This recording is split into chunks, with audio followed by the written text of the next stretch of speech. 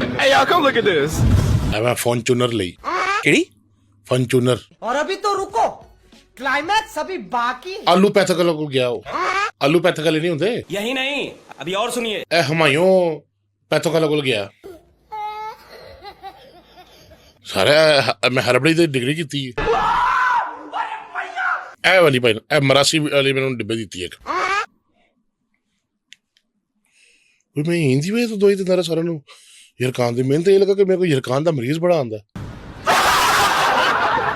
तो चलिए शुरू करते हैं। हकीम साहब, सबसे पहले तो मुझे ये बताएं कि आपकी दवाई से कभी किसी को फायदा भी हुआ है? ਉਹ ਬਹੁਤ ਜੀ ਬੜਾ ਫਾਇਦਾ ਹੋਇਆ किसको? ਮੈਨੂੰ ਜੀ ਮੇਰਾ ਅਲਹਮਦੁਲਿਲਾ ਘਰ ਲੈ ਲਿਆ ਬੈਂਕ ਬੈਲੈਂਸ ਆ ਗੱਡੀ ਲਈ ਮੈਂ ਨਵੀਂ केड़ी गड्डी ली?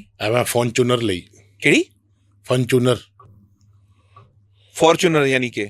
ਹਾਂਜੀ ਹਾਂਜੀ ਉਹੀ ਫॉर्च्यूनर ਉਹ GR ਜਿਹੜੀ ਹੁੰਦੀ ਆ हकीम साहब, मेरा मकसद पुछण दा है कि किसी मरीज ਨੂੰ फायदा ਹੋਇਆ ਤੁਹਾਡੀ ਦਵਾਈ ਤੋਂ?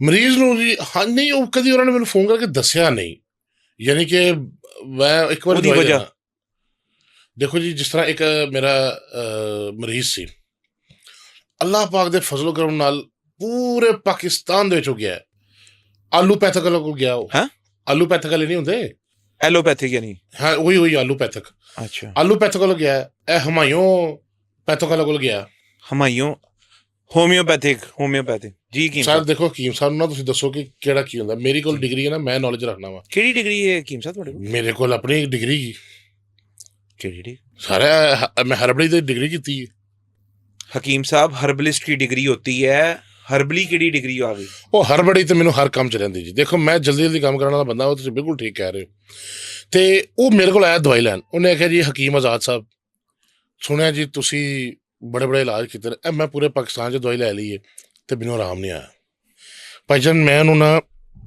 ਇਹ ਡੱਬੀ ਦਿੱਤੀ ਇਹ ਵਾਲੀ ਭਾਈ ਇਹ ਮਰਾਸੀ ਵਾਲੀ ਮੈਨੂੰ ਡੱਬੀ ਦਿੱਤੀ ਇੱਕ हकीम साहब, इस डब्बी ते मरूसी लिखा है।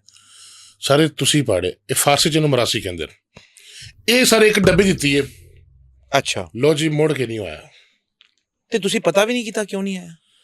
ਨਹੀਂ ਮੈਨੂੰ ਉਹਨਾਂ ਦੇ ਨਾ ਕੋਲੋਂ ਕਿ ਵਕੀਲ ਦਾ ਫੋਨ ਆਇਆ ਸੀ ਅੱਛਾ, ਕਿ ਉਹ ਤੇ ਅੱਲਾ ਨੂੰ ਪਿਆਰੇ ਹੋ ਗਏ ਨਾ ਤੁਹਾਡੀ ਦਵਾਈ ਖਾ ਕੇ?